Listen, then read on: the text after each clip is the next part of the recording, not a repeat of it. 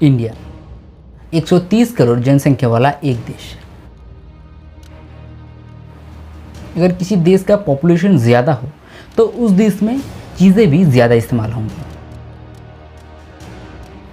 लेकिन हर बार ये हिसाब सही नहीं बैठता,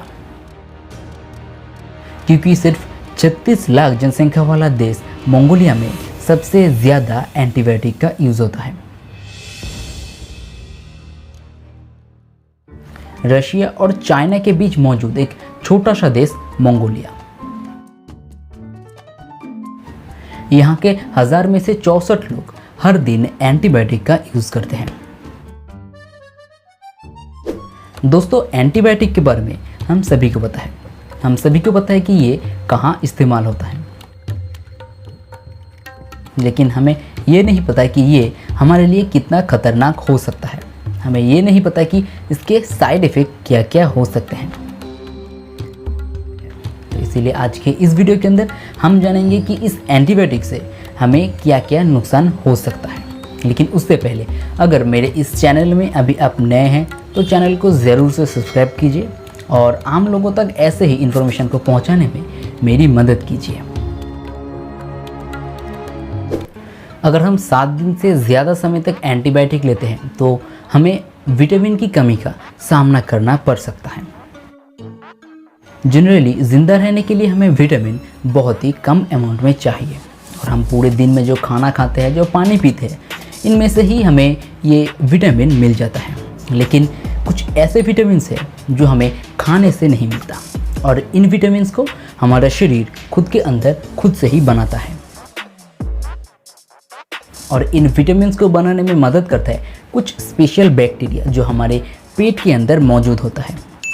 और इन विटामिन में से ही एक खास विटामिन है ये विटामिन के, जो हमारे पेट के अंदर मौजूद इस बैक्टीरिया के द्वारा बनाया जाता है।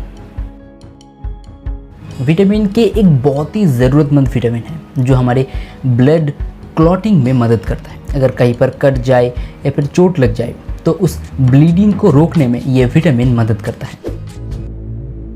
जनरली एंटीबायोटिक का काम है हमारे शरीर के अंदर मौजूद उन बैक्टीरिया को मारना, उनकी ग्रोथ को रोकना। तो अगर किसी कारण से हम एंटीबायोटिक का यूज़ करते हैं तो उस एंटीबायोटिक के इफ़ेक्ट से हमारे शरीर के अंदर मौजूद बहुत सारे बैक्टीरिया मर जाएंगे, और उन बैक्टीरिया में से कुछ खराब बैक्टीरिया भी होंगे जो हमारे शरीर में डिजीज़ कॉज करते हैं, और उनके साथ कुछ अच्छे बैक्टीरिया भी होंगे जो ऐसे ही हमारे शरीर में विटामिन सिंथेसिस करते हैं। तो इस एंटीबायोटिक के एक इफ़ेक्ट की बदौलत हमारे शरीर में मौजूद ये गुड बैक्टीरिया भी मर जाता है, और इसीलिए हमें कभी कभी इस एंटीबायोटिक के यूज़ के बाद विटामिन की कमी का सामना करना पड़ सकता है। हर्षद मेहता के स्कैम के बारे में हम सभी को पता है, लेकिन इस एंटीबायोटिक स्कैम के बारे में जो हमारे देश में चल रहा है इसके बारे में शायद हमें पता नहीं है। हमारे देश में खास करके छोटे शहरों में या फिर गांव की तरफ जहां पर ट्रीटमेंट के लिए क्वालिफाइड लोग मौजूद नहीं हैं, वहां पर इस तरह का स्कैम ज़्यादा देखा जाता है, क्योंकि उस जगह पर ट्रीटमेंट करने के लिए या फिर दवाई देने के लिए रहते हैं कुछ अनट्रेंड अनक्वालिफाइड लोग जो छोटी से छोटी बीमारियों में भी एंटीबायोटिक का इस्तेमाल करते हैं। एंटीबायोटिक का प्राइस नॉर्मली ज़्यादा होता है और इसे बेचने पर लाभ भी ज़्यादा होता है, तो इसीलिए ज़रूरत ना होने पर भी ये लोग आपको एंटीबायोटिक बेच देंगे।